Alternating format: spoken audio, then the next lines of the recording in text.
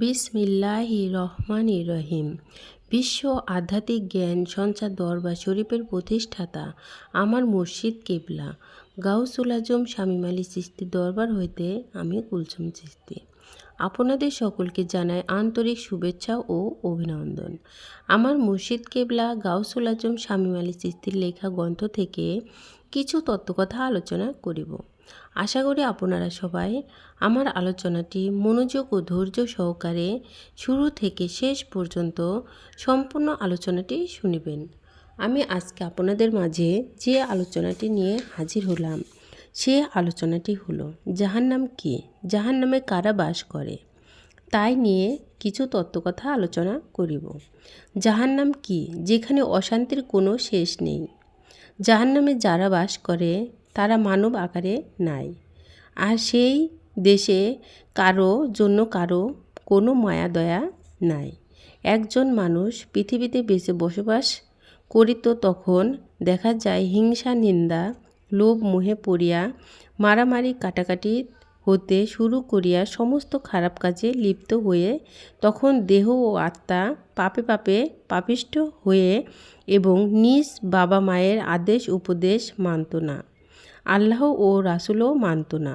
তখনই ওই মানুষটি পৃথিবীতে যতদিন বাঁচত ততক্ষণই মানুষ আকারেই থাকত, কিন্তু মৃত্যুর পরেই সেই মানুষটি পরকালে আর মানব আকারে থাকে না, পশুর আকারে আসিয়া যায় জন্মান্তরে।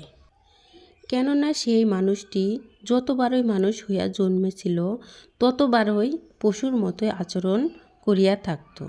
তাই তাহার ভিতরে আত্মাটিও আস্তে আস্তে মানব ছায়া আকৃতি হতে হতে একদিন মৃত্যুবরণ করে, আর মৃত্যুর পরেই পশু হইয়া এই পৃথিবীতে জন্ম হইয়া আসে।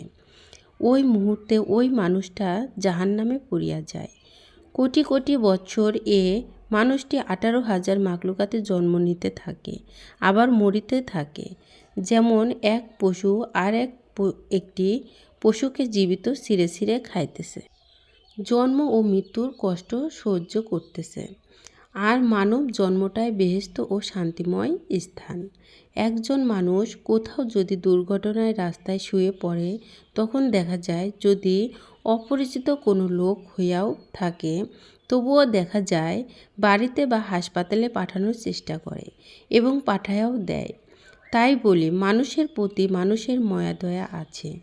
কিন্তু পশুর বেলায় দেখা যায় যে রাস্তায় একটি কুকুর রোগে আক্রান্ত হয়ে আছে, কিংবা গাড়ির চাকার নিচে কুকুরের পা দুটি ভেঙে গেছে এবং কুকুরটি ছটপট করতেছে। এই দৃশ্য কোনো কুকুর দেখতেছে, এমনকি অসুস্থ বা পা ভাঙা কুকুর পড়ে আছে, অন্য কুকুরটি তাহা দেখিয়া চলে যাচ্ছে। কুকুরের মায়া নেই, মায়া থাকলেও কিছু করার নেই, কেননা সেই কুকুরটি নিজেই নিজের নাফসিতে আছে, কোথায় গেলে খাবার পাবে, আবার কখন কোন লোক আসিয়া লাঠি চার্জ করে বসে। সুন্দরবনে বলি বা আফ্রিকার জঙ্গলে বলি, দেখা যায় কোনো পশুর প্রতি কোনো পশুর মায়া দয়া নেই, আর মায়া দয়া করলেও চলবে না। বাঘের সুস্বাদু খাবার হলো হরিণ, তাহা ধরে ধরে তো খাবেই।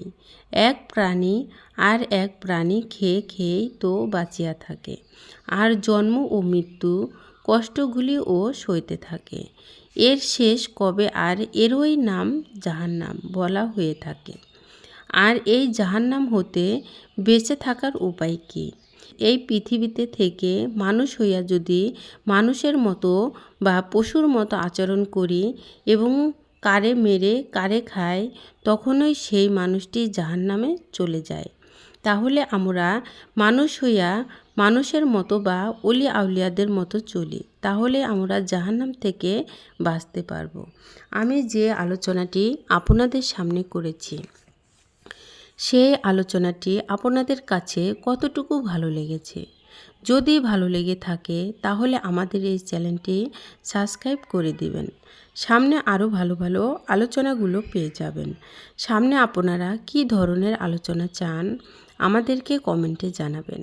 আমরা চেষ্টা করিব আপনাদের পছন্দ মতো আলোচনা নিয়ে আসতে। আমার এই আলোচনাটি করতে যাইয়া কথা ভাষার ছন্দে কোনো ভুল হইয়া থাকে তাহলে আমাকে ক্ষমা ও সুন্দর দৃষ্টিতে দেখবেন।